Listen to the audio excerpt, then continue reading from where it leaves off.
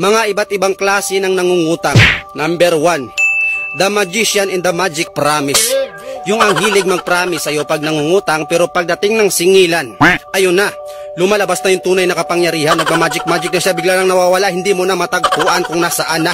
Nasaan na nagsuot-suot na kasiutan. Pangalawa, the humble face. Sus, maawa ka talaga ng husto sa kanya pag lumapit sa'yo, ang awang-awa sa sarili. Yung tipong pag nangutang sa'yo, bibigyan mo pa ng pahabol, bibigyan mo pa ng pangregalo para sa kanya. Nakakaawa, di ba? Pero pagdating ng singilan, yun na. Nagbago na, iba palang ugali. Ang pangit pala ng ugali. Hindi pala siya humble.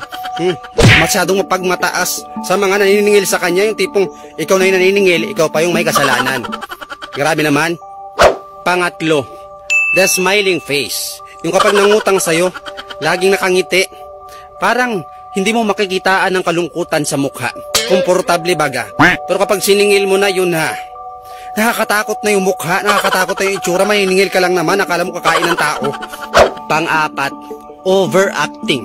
Yung tipong kapag nangutang sa'yo kung ano nang pinagsasabi, hindi na mapalagay. Yung tipong sasabihin ka pa ng walang tiwala. Sige, sa Lunes ko na bayaran. Minsan lang naman ako mangutang sa'yo, ngayon lang naman parang wala kang tiwala.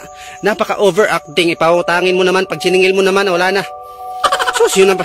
Hindi mo na makita kung saan nagpupunta. Pang-5, sinungaling. Mangungutang sa'yo, kunyari na hospital yung kung sino-sinong mga kamag-anak, mga kapuhan, mga kapatiran.